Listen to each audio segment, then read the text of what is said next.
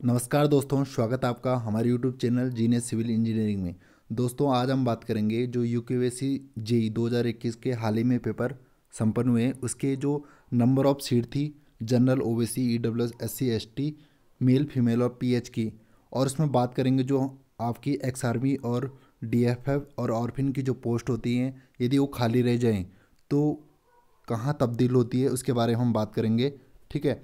और बात करेंगे हम इसके बारे में कि आगे आने वाले रिजल्ट और नंबर ऑफ जो आपका आंसर की एक कब तक अपलोड हो सकती है साइट पर, उसके बारे में बात करेंगे। तो आप वीडियो में बने रहे और हमारे जो टेलीग्राम चैनल है जीनियस सिविल इंजीनियरिंग नाम से, वहाँ आप ज्वाइन हो सकते हो और आपको वहाँ पे लगातार अपडेट मिलेगी। ठीक है। उसको जुड़ने के लिए आप डायरेक्ट, मैं अभी लिंक जो कमेंट बॉक्स है उसमें पिन कर दूंगा, और आप डायरेक्ट आप टेलीग्राम इंस्टॉल प्ले स्टोर से इंस्टॉल करके आप वहाँ पे डायरेक्ट जीनियस सिविल इंजीनियरिंग डाल सकते हो, आपको वहाँ पे आ जाएगा। ठीक है। और यहाँ पे आप लगातार अपडेट रह सकते हैं। आप बात करेंगे दोस्तों हम general, OBC, EWS, SC, ST की टोटल मेल, फीमेल और पीएच की कितनी सीटें हैं। ठीक है। तो सबसे पहले बात करेंगे दोस्तों हम कि जो जनरल की ओपन की सीट है, ये मैं बिना एग्रीकल्चर की बता रहा हूँ। जो एग्रीकल्चर एक जिसमें 36 पोस्ट थी, उसके बिना बता रहा हूँ। ठीक है। उसको अलग करके अभी जो हमारे सिविल के डिपार्टमेंट होते हैं उनकी नंबर ऑफ सीट बता देता हूँ। ठीक है। जनरल की जो ओपन, जिसको ओपन बोलते हैं, जिसमें कोई भी आ सकता है, उसमें सीटें नंबर ऑफ मेल की 260, यानी कि 260 सीटें जनरल, ओपन, मैन, उसमें कोई भी आ सकता है। ठीक है। ओपन होती है 260। फिर ओबीसी की जो ओपन सीट है 54। ठीक है। ईडब्ल्यूएस की 43 सीटें, एससी की 42 सीटें, एसटी की 15 सीटें। ठीक है। ऐसी फीमेल की बात की जाए, जनरल जो ओमेन होता है 30% आरक्षण रहता है, जिसमें 117 पोस्ट है। ठीक है। ओबीसी की 25 हैं, ईडब्ल्यूएस की 16 हैं, एससी की 17 हैं, एसटी की 5 है। ये मैंने बात की दोस्तों जो आपकी मेल और फीमेल की। ठीक है। अब मैंने, कई लोग बोलेंगे कि जनरल में तो कम है। दोस्तों इसमें जो मैंने 260 है, इसमें मैंने आपका एक्स आर्मी भी जोड़ दिया है। ठीक है। डीएफएफ भी जोड़ दिया है, और आपका अनाथ बोलते हैं जिसे, ऑर्फेन, ठीक है, उसको भी जोड़ दिया है। ठीक है। अब क्यों जोड़ा है? क्योंकि इसमें नंबर ऑफ, जैसे एक्स आर्मी में आपको नंबर ऑफ कैंडिडेट नहीं मिलेंगे ना के बराबर, एक दो मिलेंगे, या तो ना के बराबर। और ऑर्फिन में आपको बहुत कम मिलेंगे। डीएफए में मिलेंगे पर इतने नहीं मिलेंगे, मिलेंगे जरूर, पर एक्स आर्मी और ऑर्फिन में ना के बराबर मिलेंगे। इसलिए जो क्या होता है, जितनी भी आपकी सीट होंगी, आपकी जो सीट होंगी ऑर्फिन वाली, ठीक है, और एक्स आर्मी वाली, वो सारी तब्दील हो जाएंगी।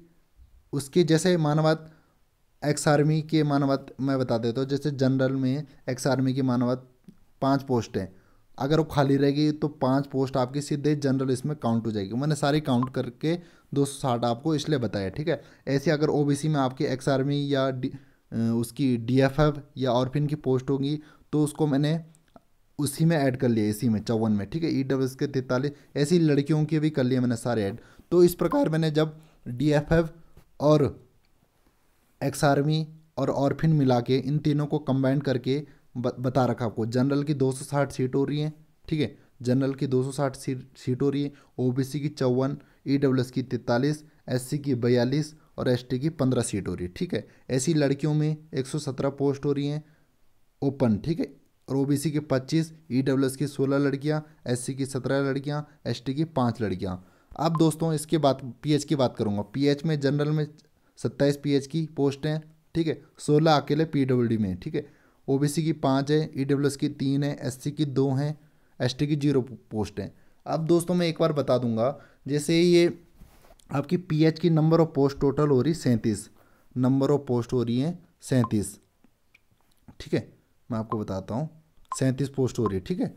अब इस 37 पोस्ट में क्या होगा, अगर ये 37 पोस्ट नहीं भर पाई, यानी कि 37 में से आपको 15 कैंडिडेट मिले, तो बाकी जितने 15 में से 37 में 15 के 22, ये पोस्टें वापस चली जाए, क्योंकि ये तब्दील नहीं होती है।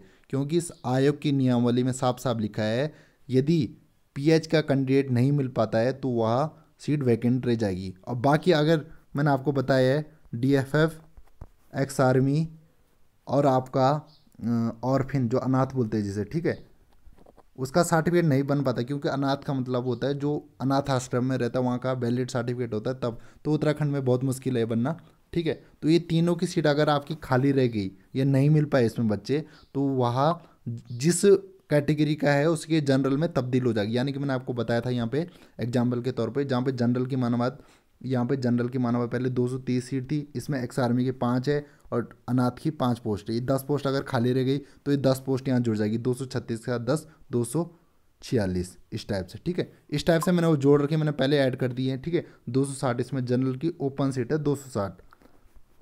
ये तो हो गई सीट के बारे में।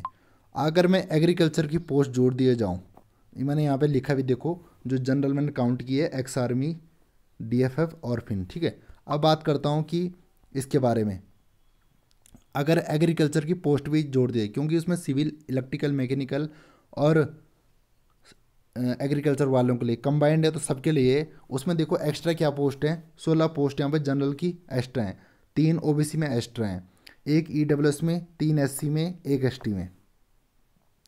ऐसी फीमेल में आपकी यहाँ पे 7 है, ठीक है। ये 7 लिखा है, यहाँ पे गड़बड़ हो गया था, मतलब यहाँ पे मैं आपको बता देता हूँ। जैसे 117 थी तो यहाँ पे 8 एग्रीकल्चर की पोस्ट हैं एक्स्ट्रा, ठीक है। ओबीसी में 1 फीमेल की एक्स्ट्रा है और एससी में 2 हैं, ठीक है, और पीएच में 1 ही है। तो मेरा बताने का मतलब यह है कि इस एग्रीकल्चर में कोई भी जा सकता है। अगर आपकी दूसरी रैंक आती है, आप 700 सुपर हो और एग्रीकल्चर लेना चाहते हो, तो बेशक आप एग्रीकल्चर ले सकते हो, क्योंकि एग्रीकल्चर में अगर टेक्निकल डिपार्टमेंट जेई सबसे बड़ा होता है वहाँ पे, ठीक है। और बात करेंगे इसके बाद, ये तो मैंने सीट का बता दिया आपको, ठीक है। ये मैंने आपको सीट का बता दिया, लगभग 260 पोस्ट हो रही जनरल की ओपन। अगर ओबीसी और जनरल में मिला दूँ, ओबीसी और जनरल में मिला दूँ, 314 पोस्ट हो रही, 314 पोस्ट हो रही जनरल और ओबीसी, ठीक है। अब इसमें मैंने टोटल डिपार्टमेंट वाइज जितने भी डिपार्टमेंट आपके एग्रीकल्चर को छोड़ के 260 पोस्ट हो रही जनरल की, ठीक है। 260 ओपन जनरल की हो रही। इसमें आपका कौन से ओबीसी गर्ल्स, देखो मैं आपको अब बता देता हूँ आरक्षण का। जैसे इसमें 260 है, इसमें कौन कौन जा सकता है, ये ओपन है, इसमें कौन कौन आ सकता है। एक जैसे हम ओपन, तो जिसने जनरल से अनरिजर्व से फॉर्म भरा वो तो आएगा ही। इसमें जैसे ओबीसी लड़की, ओबीसी लड़की, ईडब्ल्यूएस लड़की, ईडब्ल्यूएस लड़का, एससी लड़का, एसटी लड़का, ये जितने भी आपको यहाँ पे दिख रहे हैं, ये आपको जितने भी यहाँ पे दिख रहे हैं, ये वाले कॉलम वाले, ये अगर जनरल की कट ऑफ क्लियर कर दे, माना जनरल की कट ऑफ लास्ट इंटरव्यू के बाद 590 या 600 जाती है, ठीक है। तो अगर एक SC, OBC, EW, SC, ST clear करते हैं तो सारे के सारे यहाँ चले जाएंगे 260 में। पर सबसे बड़ा एक और मुद्दा है कि उनको तो चाहिए चॉइस, मतलब अच्छा डिपार्टमेंट चाहिए, तो सारे के सारे नहीं जा सकते, क्योंकि यहाँ जाएंगे तो उनको लोएस्ट डिपार्टमेंट मिलेगा। इसलिए वो चाहेंगे हमको RWD मिले, आवास मिले या PWD मिले, इस टाइप का मिले।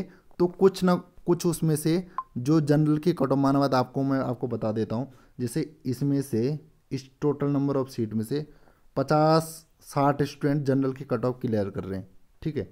अब 60 में से जरूर नहीं सारे जनरल में चले जाएंगे, उसमें से 20 से 30 चॉइस के चक्कर में अपनी सीट पे रहेंगे, ओबीसी में रहेंगे, अपने ईडब्ल्यूएस में रहेंगे, एससी में रहेंगे, कुछ एसटी में रहेंगे, चॉइस के चक्कर में, ठीक है। तो इसलिए इसमें जनरल के कट ऑफ थोड़ा नीचे आने के आसार रहते हैं इस वजह से, क्योंकि दोस्तों इसमें डिपार्टमेंटल वाइज कट ऑफ लगती है। इसलिए जनरल की 260 सीट इसमें काफ़ी ज़्यादा है, ठीक है। बहुत ज़्यादा बोल सकते हैं, 260 सीट कम नहीं होती, ठीक है। अब जैसे अब मैं इसके बाद सीटों को तो मैंने आपको बता दिया है, ठीक है। अब बात करते हैं कि आंसर की कब तक अपलोड होगी साइड में। अभी जैसे हम कुछ टाइम पहले पता किया तो उन्होंने बताया था 22 से 25 तारीख के बीच आपकी आंसर की अपलोड हो जाएगी जेईई और यूई की। तो देखते हैं दोस्तों, फिर भी 1-2 दिन में आपको पता करके आपको बता दूंगा, पर फिर भी अभी अनुमानित है, अब इसको पक्का नहीं कह सकते, पर बताया जो उन्होंने 22 से 25 के बीच आंसर की आपकी आ जाएगी, ठीक है। और रिजल्ट आपका इसका मान के चलो 2 मंथ आपको मिनिमम लगता है, क्योंकि देखो अब ये आंसर की आएगी, उसके 15 दिन तक आपका ऑब्जेक्शन होगा, फिर कॉपी चेक होंगी, फिर रिजल्ट बनेंगे। अभी पीसीएस का सबसे पहले पीसीएस का रिजल्ट आना है, फिर एई का आना है, फिर आएगा जेईई का, ठीक है। तो लगभग आपका जुलाई मंथ मान के चलो, जुलाई के आसपास, ठीक है, जुलाई के आसपास आपका रिजल्ट हो जाएगा। फिर जुलाई के मंथ के बाद, जुलाई मंथ के बाद क्या होगा, आपको चॉइस और आपके डॉक्यूमेंट आपको आयोग भेजने पड़ेंगे, यूकेपीएससी आपको डॉक्यूमेंट भेजने पड़ेंगे। उसके 1-1.5 महीने बाद आपका इंटरव्यू स्टार्ट हो जाएगा। और ये मान के चले इंटरव्यू ख़त्म होते होते और final list end of the year, ठीक है, इस एंड ऑफ द ईयर में आपका फाइनल रिजल्ट आ जाएगा, ठीक है। और जो इंटरव्यू में आपके कट ऑफ आती है उस मतलब रोल नंबर नाम नहीं आएगा किसी का, जब रिजल्ट आएगा जुलाई के मंथ में उस समय ओनली रोल नंबर आएगा, ठीक है, रोल नंबर आएगा। और जो लास्ट नंबर की कट ऑफ होगी इंटरव्यू के लिए बात कर रहा हूँ मैं, वो आ जाएगी। जैसा मानो लास्ट इंटरव्यू के लिए बता रहा हूँ मैं, इंटरव्यू के लिए अगर जनरल की कट ऑफ 480 के आसपास गई है, माना बात 450 से 400, इंटरव्यू के लिए बात कर रहा हूँ मैं, ठीक है, फाइनल नहीं बोल रहा, इंटरव्यू के लिए जनरल की 480 गई अगर, तो वो आ जाएगा कि ऐसा लिखा है लास्ट कट ऑफ जनरल 480, ऐसा लिखा आ जाएगा, ठीक है, ये आ जाएगा लिखा हुआ। और जो फाइनल रिजल्ट आएगा उसमें जितनी भी सीटें आपकी मानव सिविल की आपकी, इसमें आपको बता देता हूँ। जैसे इसमें यहाँ था बिना एग्रीकल्चर जोड़ के 631 सीट हो रही है, ठीक है, बिना एग्रीकल्चर जोड़ के 631 सीट हो रही है और टोटल एग्रीकल्चर जोड़ के 667 हो रही है, ठीक है। अब इसमें आपको जैसे मैं आपको बता देता हूँ कि इंटरव्यू के लिए कैसा बुलाया जाएगा। वैसे आयोग की नियमावली में है अगर आपकी नंबर ऑफ सीट 10 से ज़्यादा होती है तो आपको 3 गुना बुलाए जाते हैं। अब जैसे नंबर ऑफ सीट है मानाबाद, जैसे आपको मैं यहाँ पे 260 है, ठीक है, तो 260 इंटू 3, यहाँ पे 780 जनरल के बच्चे बुलाएंगे वो, ठीक है। अब मैं टोटल की बात करता हूँ, जैसे टोटल है 631, ठीक है, 631 इंटू 3 मतलब 1893 बच्चे वो सिविल के बुलाएंगे, ठीक है, 1893, ठीक है। अगर वो 600 एग्रीकल्चर भी जोड़ दिया जाए तो 666 इंटू 67 इंटू 3 यानी कि 2001 लगभग आपको 2001 बच्चे आपके सिविल के इंटरव्यू में आपको देखने को मिलेंगे। लगभग वो 1 महीने तक इंटरव्यू चलेगा और फाइनल जो रिजल्ट आपका वो आपका एंड ऑफ द ईयर आएगा, ठीक है। अब दोस्तों बात करते हैं इरिगेशन की पोस्ट के बारे में कि इरिगेशन की पोस्ट के बाद क्या होगा दोस्तों। इरिगेशन पोस्ट के बाद क्या होगा कि आपकी जो कट ऑफ है, जैसा माना था अभी कट ऑफ अनुमानित है 580 से 610 के आसपास जनरल की कट ऑफ या 20 के आसपास, ठीक है। तो अगर इरिगेशन की पोस्ट आ जाती है तो कट ऑफ सीधे 550 चली जाएगी, क्योंकि इरिगेशन में लगभग आपकी 258 पोस्ट का अध्याचन पहले भी जा चुका है, ठीक है। तो अगर ये जुड़ती हैं, ठीक है, अभी तो कुछ कह नहीं सकते जुड़ रही कि नहीं जुड़ रही, पर अगर जुड़ेगी तो इरिगेशन से काफ़ी फ़ायदा हो जाएगा काफ़ी बच्चों का। ये मान के चलो जिनके, मैं अभी बता रहा हूँ, जिनके अभी 500 नंबर प्लस है सारों का सिलेक्शन हो जाएगा, अभी भी मैं गारंटी दे सकता हूँ अगर इरिगेशन की पोस्ट जुड़ जाती, क्योंकि फिर इसके बाद इन पे इंटरव्यू का डिपेंड है ना। अगर जैसे 500 नंबर 510 के आसपास हैं और इंटरव्यू में अच्छा कर लेते हैं, 60 ला देते हैं, 570 है, 570 हो जाएंगे। अगर इरिगेशन की पोस्ट जुड़ जाती है तो इनका सिलेक्शन हो जाएगा, ठीक है। इरिगेशन की पोस्ट नहीं जुड़ेगी तो इनका सिलेक्शन नहीं हो पाएगा। तो पहले भी कह रहा हूँ कि 500 प्लस वाला जितने भी हैं और 600 तक, 500 से 600 के बीच बहुत सारे बच्चे हो रहे, बहुत ही ज़्यादा, तो इनको इरिगेशन के लिए मेहनत करनी पड़ेगी, क्योंकि जुड़वाने के लिए मेहनत जरूर करनी पड़ेगी। तो दोस्तों धन्यवाद आपका, और आगे इस प्रकार से वीडियो लाते रहेंगे। आप हमारे टेलीग्राम में जुड़ते रहिए और वहाँ पे आपको सारी अपडेट मिल जाएंगी। और नंबर ऑफ़ सीट मैं बता चुका हूँ, टोटल नंबर ऑफ़ सीट मैंने इसमें एक्स आर्मी और DFF और फिर ऐड कर रखा है, ठीक है। क्योंकि आपको मैंने इसलिए किया है क्योंकि एक्स आर्मी और फिर इतने बच्चे मिलेंगे नहीं, तो ये कन्वर्ट होकर जनरल में हो जाते हैं, ठीक है। इस प्रकार से अगर OBC में कोई और फिन है तो ये OBC की गर्ल्स में ऐड हो जाएगा इस प्रकार से, ठीक है। अब कुछ बच्चे बोल रहे हैं कि EWS जो लड़कियां हैं जनरल गर्ल्स में जा सकती या नहीं जा सकती है, तो इसका मैं अभी कुछ पक्का नहीं कह सकता, क्योंकि जो EWS है वो वर्टिकल रिजर्वेशन है और जो हॉरिजेंटल रिजर्वेशन है वो गर्ल्स के वुमेन है 30% आरक्षण वाला, वो हॉरिजेंटल रिजर्वेशन है। नियम ये कहता है जितने भी हॉरिजेंटल रिजर्वेशन ओनली PH को छोड़ के, ठीक है, PH भी हॉरिजेंटल रिजर्वेशन है। हॉरिजेंटल रिजर्वेशन को छोड़ के मतलब हॉरिजेंटल रिजर्वेशन में सारी चीज़ आती है, जैसे आपको बता देता हूँ मैं कौन कौन सी आती है। जैसे ये सारा हॉरिजेंटल रिजर्वेशन है, एक्स आर्मी, DFF और फिर PH और जनरल गर्ल्स, ठीक है। ये मतलब हॉरिजेंटल रिजर्वेशन में क्या आता है, एक फीमेल आता है, जनरल फीमेल, ठीक है, PH आता है, DFF आता है और फिर आता है एक्स आर्मी आता है, ठीक है। इसमें से पीएच के अलावा अगर सारी सीट अगर नहीं फुलफिल मतलब पूरी नहीं भर पाई तो जनरल में काउंट हो जाती है और पीएच वापस चली जाती है, ठीक है। पर जनरल जो ईडब्ल्यूएस गर्ल्स हैं वो जनरल गर्ल्स में जा सकती है, नहीं जा सकती, वैसे तो मेरे अनुसार नहीं जा सकती क्योंकि वर्टिकल रिजर्वेशन है और वो हॉरिजेंटल रिजर्वेशन है, तो मेरे अनुसार नहीं जा सकती। बाकी आयोग इसमें क्योंकि कुछ कह नहीं सकते ना, आयोग का नियम क्या है ये आयोग को ज़्यादा पता होगा, पर मेरे अनुसार नहीं जा सकती शायद सी। कुछ मैं 100% भी मैं भी श्योर नहीं हूँ, पर जितना मैंने रिजल्ट देखे हैं पुराने, आप जल निगम की बात मत करिए क्योंकि जल निगम में उन्होंने आयोग ने खुद एक्सेप्ट किया है, यूके ट्रिपल ने ईडब्ल्यूएस जो गर्ल्स हैं जनरल गर्ल्स में नहीं जा सकती। उन्होंने पिछले बार जो जल निगम में गलती की है उस गलती को उन्होंने सेकंड मेरिट में उसके बाद सुधार दिया, आयोग ने बोल दिया था कि हमने सुधार दिया, सेकंड मेरिट में उन्होंने ठीक कर दिया था। तो यूके ट्रिपल में जो थर्ड लिस्ट आई थी उसमें भी जो ईडब्ल्यूएस गर्ल्स हैं वो जनरल गर्ल्स में नहीं गई थी, फर्स्ट में गई थी, पर उन्होंने उसको बाद में उसी मेरिट के मतलब जो लिस्ट भेजी हुई उसी के अनुसार उसमें ठीक कर दिया था, ठीक है। ये थी नंबर ऑफ सीट और आपको कट ऑफ बता दी, रिजल्ट का मैंने आपका लगभग बता दिया है, ठीक है।